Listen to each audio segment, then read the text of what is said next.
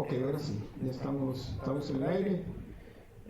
Bueno, buenas tardes a la gente que nos está viendo este día martes 6 de octubre ya.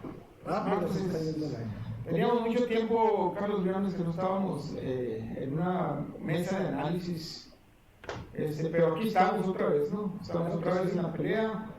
Y con un invitado pues muy valioso para nosotros, ¿no? Y yo creo también muy valioso para el público que nos está sintonizando en estos momentos, porque vamos a tratar el tema de hoy acerca de las casetas de cobro, libre tránsito en Sonora. Y que no solamente debería ser libre tránsito en Sonora, debería ser libre tránsito en toda la República, ¿no? Y para eso estamos invitando al licenciado Alfonso Canan, quien es el dirigente o vocero oficial del Movimiento Libre de Tránsito en Sonora. Canan, buenas tardes. ¿Qué tal, Julio? Muy buenas tardes. Carlos Armando, buenas tardes. Gracias por invitarme, gracias de veras. Pues aquí, mira, con este tema que nos ocupa y nos preocupa, ¿no? De la situación que hay en estos momentos con la cuestión de una carretera interminable que nació y no ha terminado de crecer, ¿no? Pues bueno, qué bueno que no ha terminado de crecer, pero ya quisiéramos los sonorenses no solamente ver que termine de crecer, sino también disfrutar la cosa que no ha sucedido. Así es. Y pues a ver qué nos pudieras contar tú de esta situación de la carretera de 4 carriles aquí en Sonora. Adelante, Alfonso. Claro que sí, Julio, claro que sí, Carlos Armando. Pues mira, así en términos generales, para no entrar en tantos detalles, es una carretera que nace producto del trabajo y de los recursos de los sonorenses, ¿no? Por allá en la época de los 50, 45, 50, que se pavimentaron los 2 primeros carriles, se hicieron con recursos de los sonorenses. Inclusive hubo ahí apoyos de agricultores y empresarios, sobre todo del sur de Sonora, del Valle del Yaqui, del Valle del Mayo. Para ellos era una excelente idea o una excelente opción tener una buena carretera que les permitiera transportar o desplazar sus productos hacia la frontera norte o hacia el sur del país. Entonces era una necesidad apremiante contar con una buena carretera. Después se le adhieren 2 carriles más en la época de don Rodolfo Félix Valdés. Ahí es cuando nace el nombre de las 4 carriles. Pero enseguidita viene una administración del gobierno estatal y de manera irresponsable se endeuda. Llega el momento en que no puede pagar esa deuda y lo más viable en estos casos buscó la salida fácil. Dijo, no, pues, ¿sabes qué, Federación? Préstame una lana para salir de este problema y te doy a cambio esta vía de comunicación para que la explotes y de ahí mismo pagar la deuda que tengo contigo. Digo, eso es así a grandes rasgos, ¿no? Es cuando se le imponen casetas de cobro, pero a partir de ahí se empieza a violar la ley, porque la de comunicaciones, la de caminos, puente de autotransporte federal, dice que cuando tienes una carretera de cuota, obligatoriamente tienes que tener una vía alterna libre de cuota, como sucede en la mayoría de los estados de la República. Eso es por ley. Es por ley, está establecido en la ley de caminos, puentes de autotransporte federal, y aquí pasaron por alto esa ley. Entonces nunca hemos tenido realmente lo que decía Julio ahorita al inicio de la introducción al programa, a la entrevista, a la plática esta. Los sonorenses en muchas décadas no hemos podido disfrutar de una carretera propia digna, o sea, ya la hemos pagado muchas veces esta carretera. Entonces es inmoral, injusto, ilegal además que la sigamos pagando. En eso, esa es la esencia de esta lucha, ¿no? Realmente lograr que se nos haga justicia a los sonorenses como prácticamente en los demás estados de la República. Tú eres de Sinaloa, ¿no, Carlos? Sí, claro. Ya es en Sinaloa, tú también has viajado mucho, Julio, ¿verdad? Tú dices en Durango, por ejemplo, si vas a ir de la ciudad de Durango a Torreón, Coahuila, tú tienes la opción de irte por la autopista de cuota o irte por la libre. Si no traes dinero para pagar la autopista, o que no quieras, simplemente dices, no, pues me voy por la libre. En Zacatecas es lo mismo, en Sinaloa también están las carreteras libres, alternas. Así es.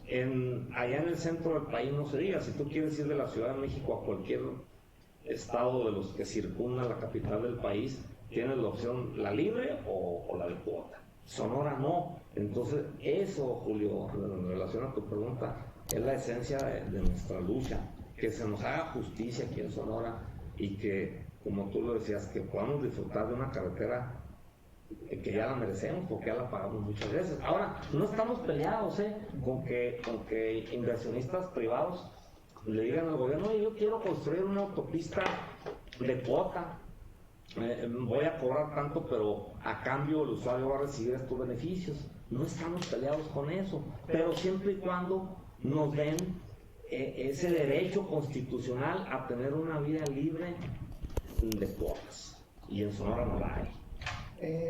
Pues te quiero preguntar, Alfonso, primero que nada, saludos al auditorio, Julio Sánchez, qué bueno que nos acompañas, Alfonso Canal.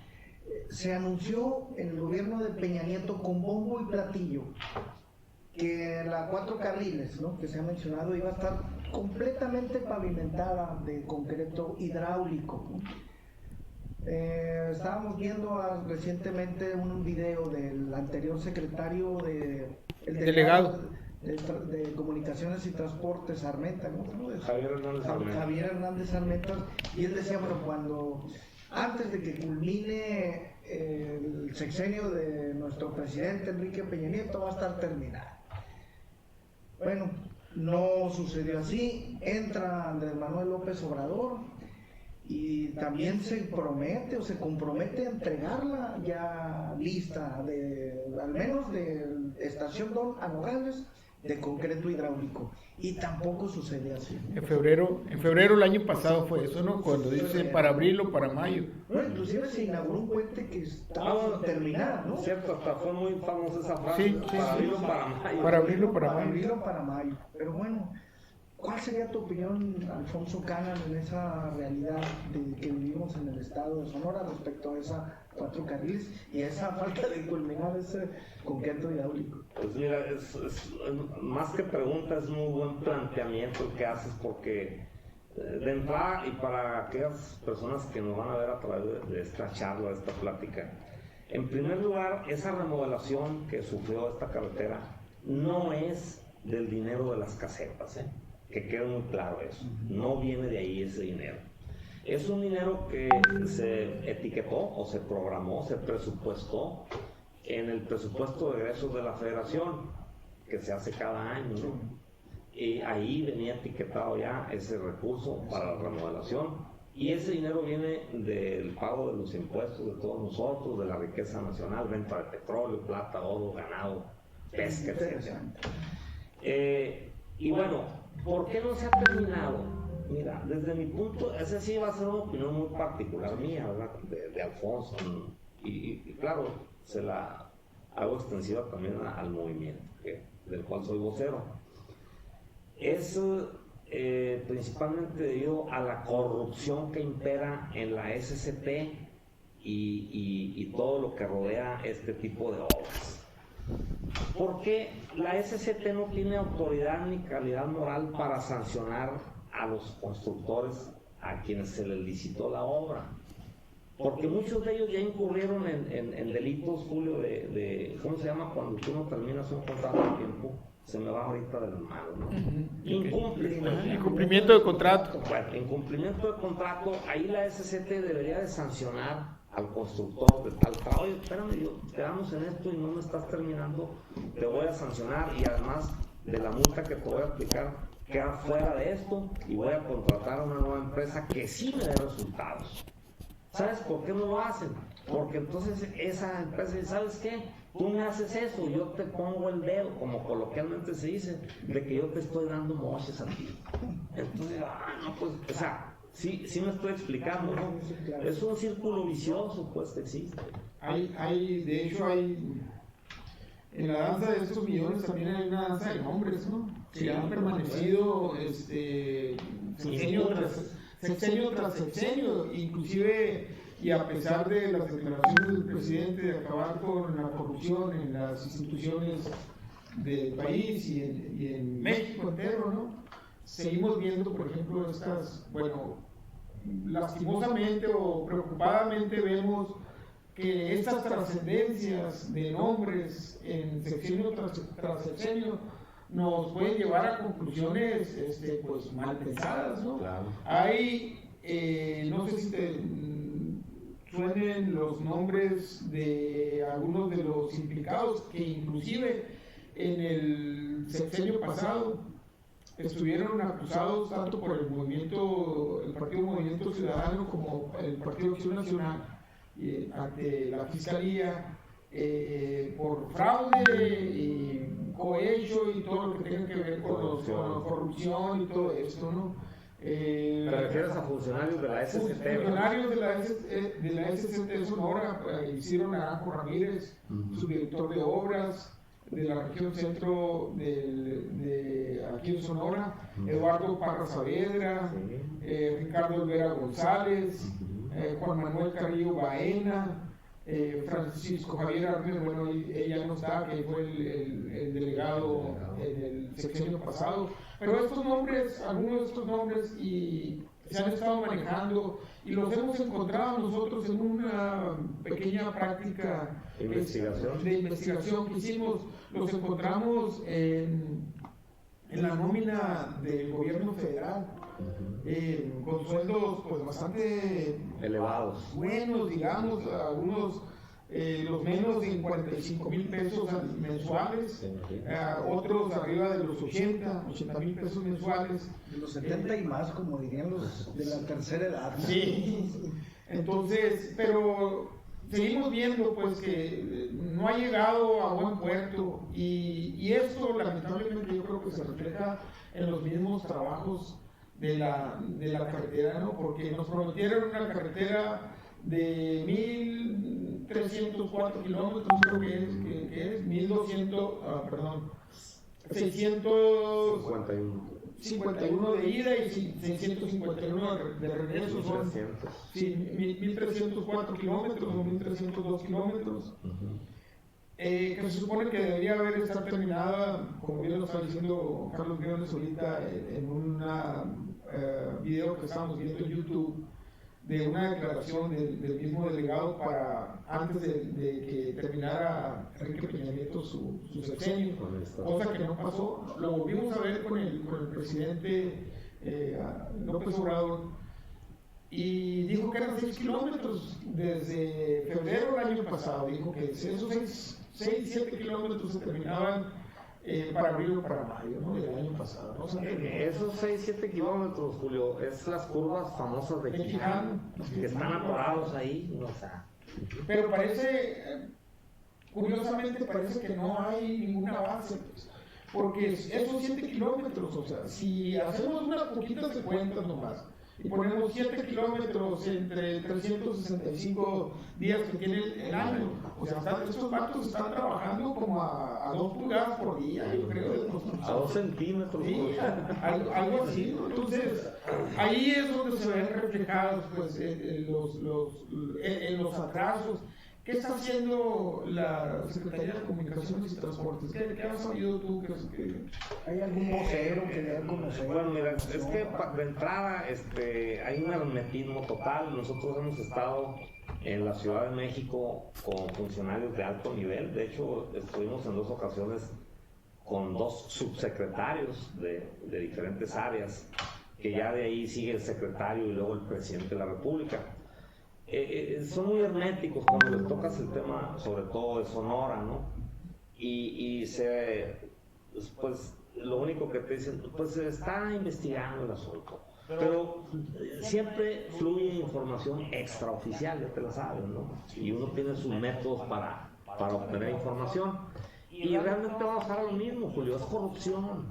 Ahí hay una empresa a la cual la SCT le llama la atención y dice, oye, tú me estás quedando mal, y la empresa le revida, dice, bueno, te estoy quedando mal, pero es que pues yo también ya te di el moche y esto y lo otro, y cómo le vamos a hacer. Y ahí se quedó atorado el asunto. Ahora, yo no creo, la verdad, Julio, y tú, Carlos, que el presidente de la República autorice esas cosas, no creo yo. No creo que, no sé, salvo tu mejor opinión, Julio, tú, Carlos, que el presidente se va a meter en un lío de que te gusta 30 millones, 50 millones, no, yo no creo que sea así. Esos son asuntos que los manejan acá, en otro nivel más abajo, pero que al final del camino a él como presidente de la República le pega, le rebota, porque ya vino y nos dijo aquí a Sonora como en 3 o 4 ocasiones que ya nos iba a entregar la carretera, ¿verdad? Terminada. Y yo creo que esta última visita que hizo a Baviste o aquí a Agua Prieta ya volvió a decir ahora que hasta finales del 2021. Ahora, Julio, ¿por qué hasta el 2021 a finales si únicamente le faltaban 6 o 7 kilómetros? Esa es otra pregunta que yo no tengo una respuesta, no sé ustedes, porque yo la verdad sí respeto mucho el trabajo que ustedes están llevando a cabo. Espero que no sean las campañas electorales. Como ese de que hicieron del libramiento o reciente fiscal de Morales. Es un buen trabajo que nadie se había atrevido a hacerlo aquí, y eso tiene un mérito, la verdad. Gracias. Pero hay algo también, creo que ya hay una denuncia por parte de la diputada María Dolores del Río y el Partido Movimiento Ciudadano, donde a través de la Auditoría Superior de la Federación y en la Suprema Corte de Justicia sobre... De la Unidad de Inteligencia Financiera. De Unidad de Inteligencia Financiera, que hay una denuncia porque, pues...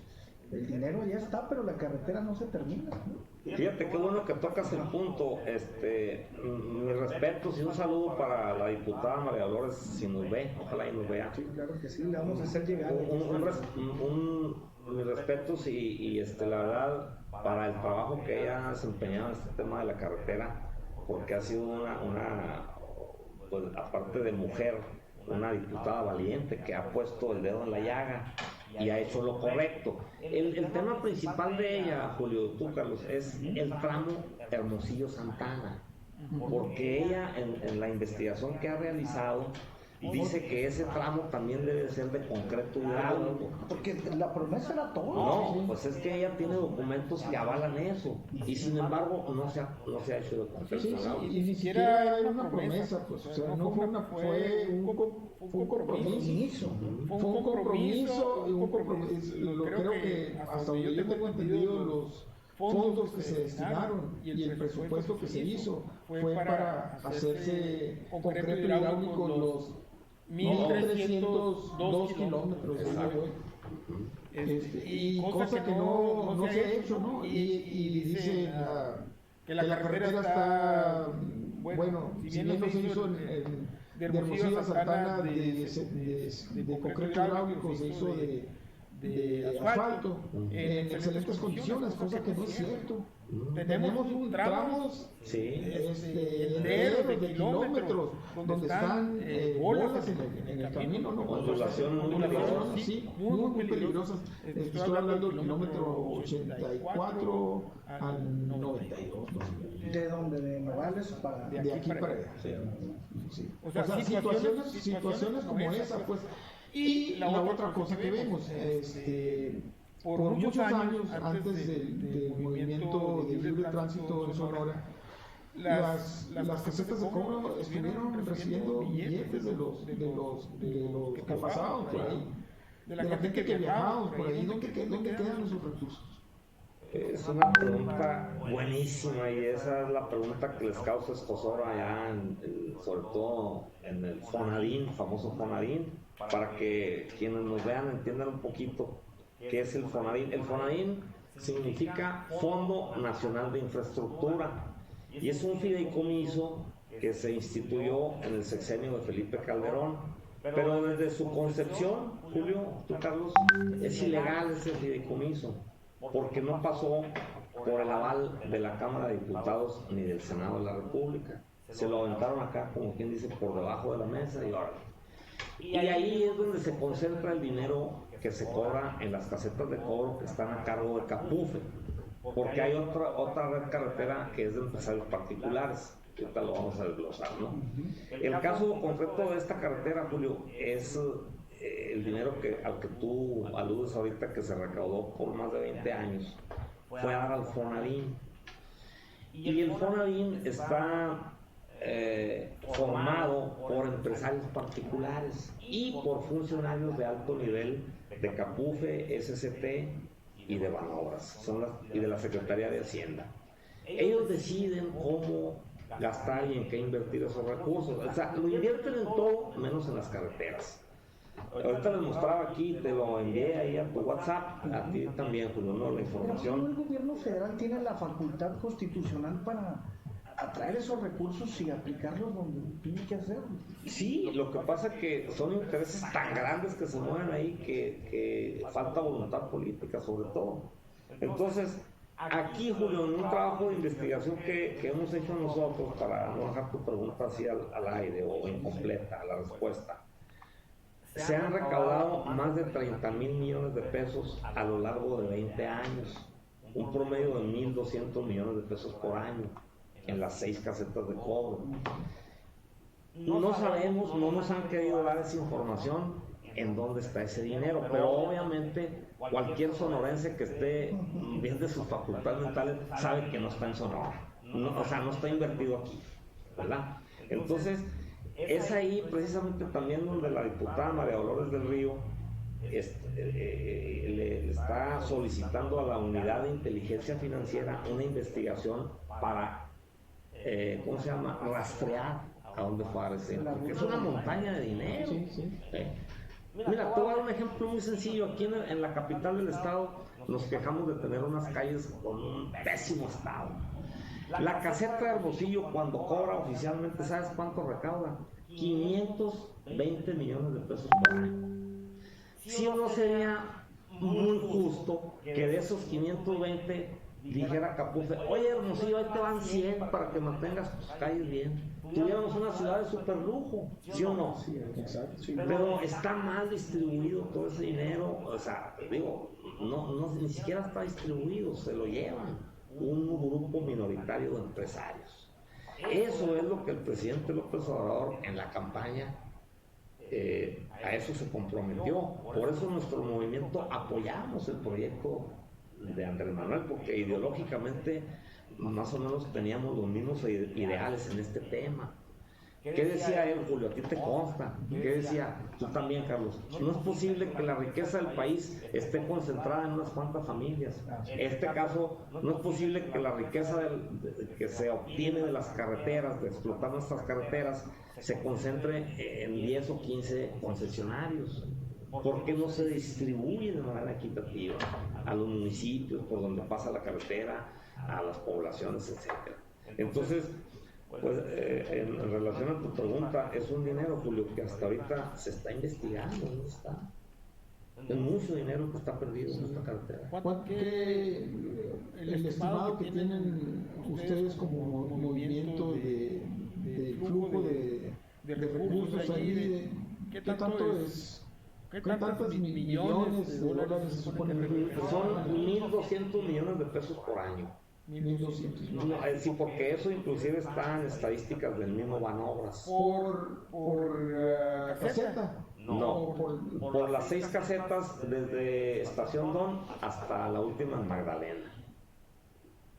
Se me hace muy bueno, es una cantidad indudablemente gigantesca, ¿no? Que no la pudiera imaginar, pero de todas maneras se me hace muy poco en comparación a lo que recauda, por ejemplo, la caseta de cobro de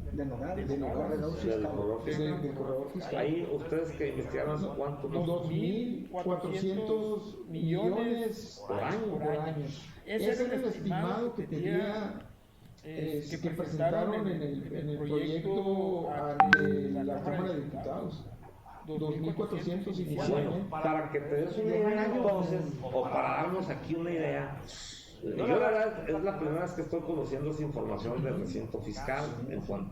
Pero bueno, esto sirve, este ejercicio que estamos haciendo, para que nosotros mismos nos vayamos empapando más y quienes nos ven se den cuenta del gravísimo nivel de corrupción. Fíjate, 2,000 y feria en una sola caseta. Ahora aquí son 6, pero bueno, es una información que ellos dicen, que ellos proporcionan. La realidad no es otra. Sí, la realidad es otra. La realidad es otra porque ellos estimaban nosotros hicimos un cálculo la otra vez muy conservador, ¿no? Porque lo hicimos solamente con vehículos de un eje. Okay.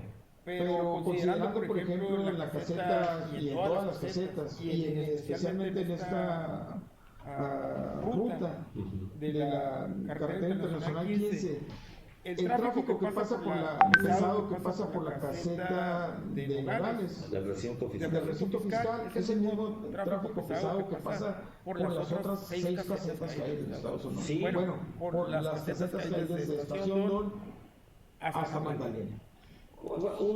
Sí, porque no creo que venga tráfico de Mexicali en Nogales. No. Me refiero a la producción de vegetales y frutas, todo eso en la industria maquiladora, ¿no? También. Sí. Ellos calculan de la Ford van muchos cargados más las maquilas, ¿no? Más las maquilas.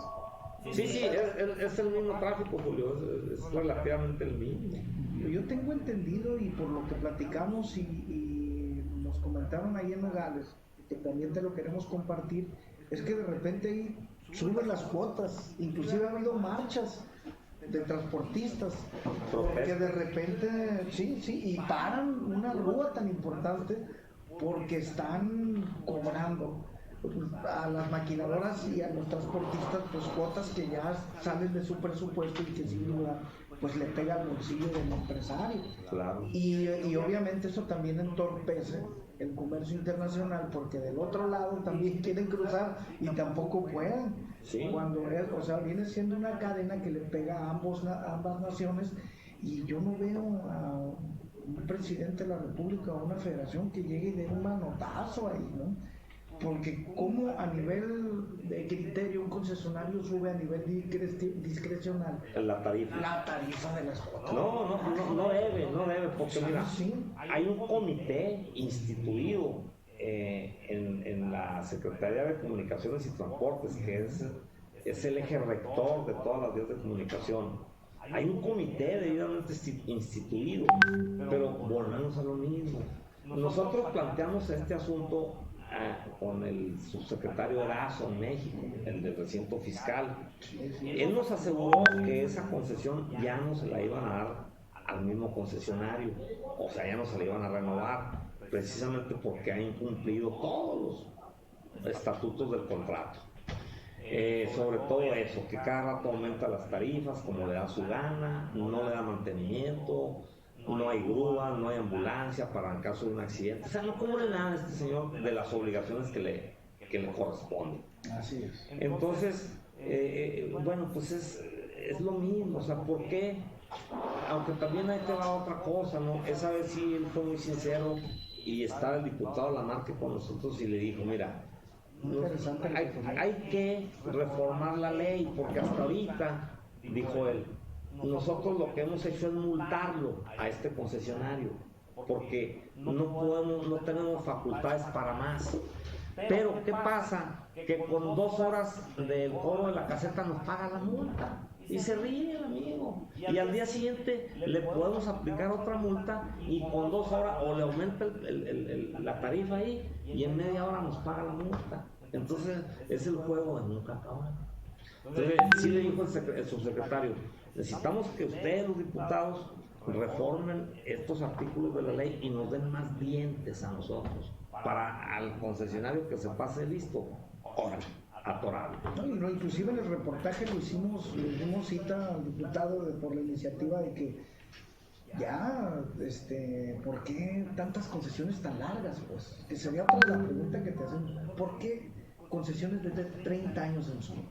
No, eso no es nada. Por ejemplo, mira, es una de las primeras decepciones que nosotros sufrimos como movimiento ya en este gobierno del presidente López Obrador, porque este señor David Peñalosa, dueño de Pinfra, él tiene 17 concesiones carreteras en todo el país, incluida la de Santana Caborca.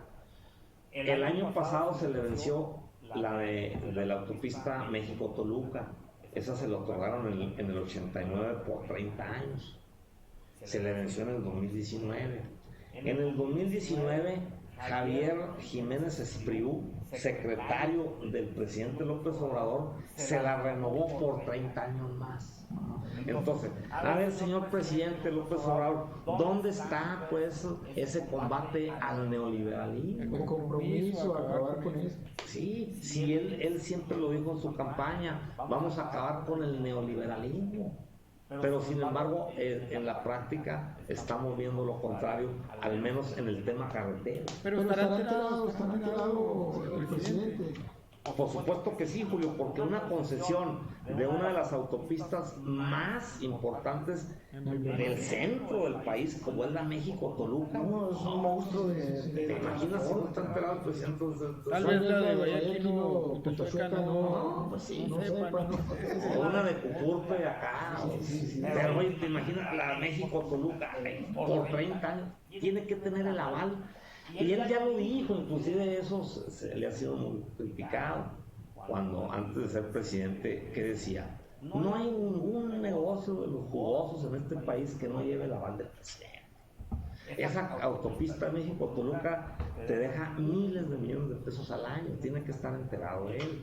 Pero eso no es todo, Julio, tú, Carlos. ¿Qué pasó con el Tren Maya? Que se lo concesionó por 30 años a la mafia del poder. Digo, con todo respeto, ¿no? Está Carlos Slim, está Peñalosa, Salinas Pliego también tiene un drama. Entonces, a ver, señor presidente, no nos estamos entendiendo en dónde está pues ese combate al neoliberalismo, ¿no? Sí, una de las banderas, de las principales banderas de la cuarta transformación. Sí, pues muy triste, ¿no? Sobre todo los 30 millones de personas. Hay muchas dentro de este apoyo al presidente que dogmáticamente están escuchándolo, ¿no? Yo creo que es buena la crítica ha sido buena. Yo creo que la crítica de muchos actores es con el sentido de que el país se transforme, se construya bien, pero ¿a dónde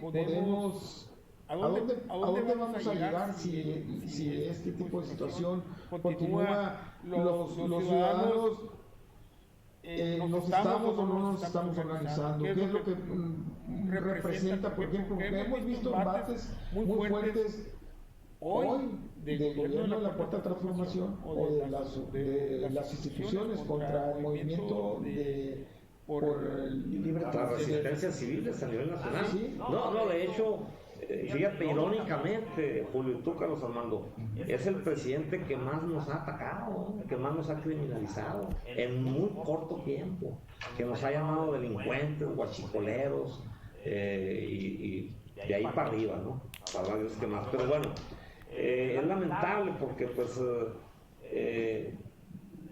tú bien lo dices, ¿no? Cualquier gobierno en este mundo necesita retroalimentarse de la crítica, pero de la crítica buena. Y en este caso, nuestro movimiento, con las acciones que ejercemos, estamos haciendo una crítica propositiva para beneficio del país, no para destruir a la sociedad, sino para beneficiar a la sociedad. Otro ejemplo que va en este contexto, Julio y tú, Carlos, que a mí se me revuelve el estómago cuando paso por ahí, el puente de Guasave, Sinaloa, un puente como de 300 metros de longitud.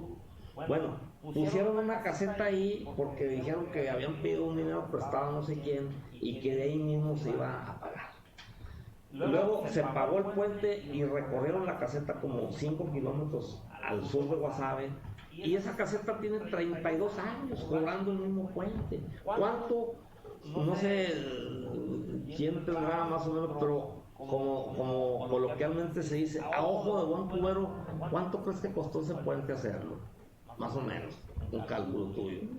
50 millones. Bueno, ¿sabes cuánto recauda esa caseta al año? 700 millones de pesos por año.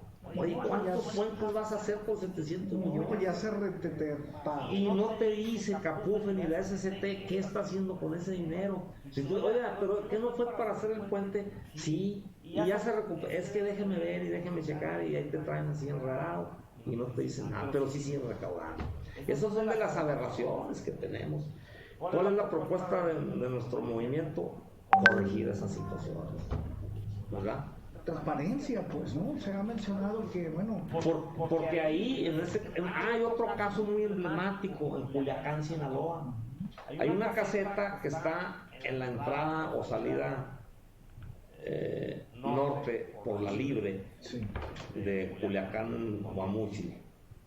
Y esa caseta cobra para pagar un puente que está en el centro de la ciudad de Culiacán. Y el 90% del tráfico que paga caseta ahí no usa el puente ese que está en el centro de Culiacán. Esa es otra de las grandes aberraciones. Como ese ejemplo hay decenas a nivel nacional. ¿Qué pasa? Que eso afecta a la economía local, porque hay gente que tiene que estar pagando caseta de ida y vuelta. Claro.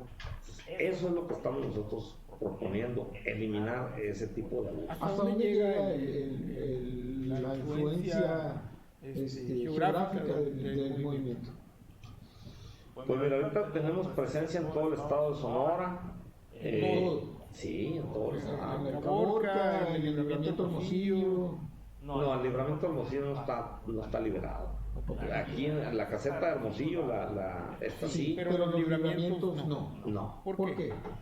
Mira, los libramientos son los dos que hay aquí en Sonora, que es el de Obregón y Hermosillo no, porque ahí la situación jurídica está un poquito diferente. Sin embargo, el libramiento en Magdalena ese sí está liberado, y el de Guaymas en Palma. ¿Y el de Nogales?